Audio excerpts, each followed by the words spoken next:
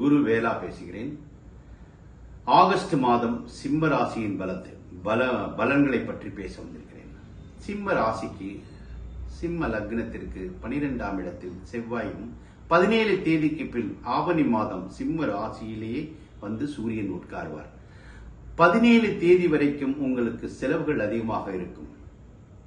புதன் தனாதிபதியும் சேர்ந்து 12 இருப்பார். செலவுகள் அதிகமாக 17 தேதிக்கு செலவுகள் மட்டுப்படும்.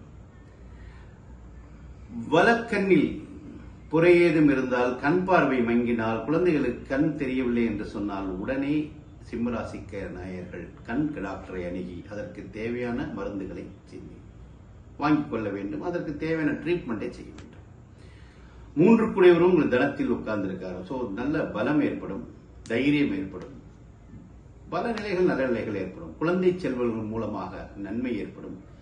அவர்கள் உங்களுக்கு சம்பாதித்து கொடுப்பார்கள், லாபம் அடைவார்கள். ஸோ குழந்தை செல்வம் மூலமாகவும் வருவாய் ஏற்படும். அடுத்து அவர்களுக்கு ஏற்பட போகிறது ஒன்றே ஒன்று விஷயத்தான். 6 குடையவர் 7 வக்ரமடைகிறார். எதிரி சற்று பின்வாங்குவான்.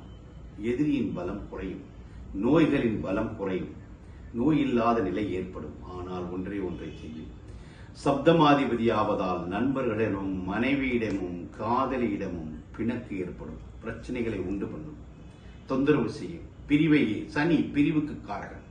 சனி எப்பவுமே ஒருவரை பிரித்து விடுவார். 7.5 காலங்களில் மனிதர்களை பிரித்து விடுவார். அட்டமச்சனி காலங்களிலும் பிரித்து விடுவார். ஆனால் இங்கு 7ஆம் இடம் சிம்மராசிக்கு வருவதால் கணவன் மனைவி பிணக்கு கண்டிப்பாக வந்து சேரும். நீங்கள் விட்டு கொடுத்து போகவில்லை எனில் இருவரும் பிரிய நேரிடும். மிக ஜாக்கிரதையாக கையாளுங்கள். மற்றபடி 9ஆம் 8ஆம் இடத்தில் இருக்கக்கூடிய ராகுவின் மூலமா மான அவமான ஸ்தானம் என்பதால் மான அவமான ஸ்தானம் 8ஆம் இடம்.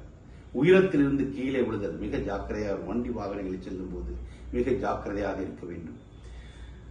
அதிகமான வரவு செலவுகளை தெரியாத மனிதர்களும் பண்ணினால் அது பிற்காலத்தில் அது கோர்ட்டு வரை சென்றுவிடும். ஸோ சிம்மராசி நேயர்கள் வரவு செலவிலும் உயரத்திலிருந்து பார்த்தல், வண்டியில் வாகனத்தில் செல்லும் போது ஜாக்கிரதையாக செல்லுங்கள்.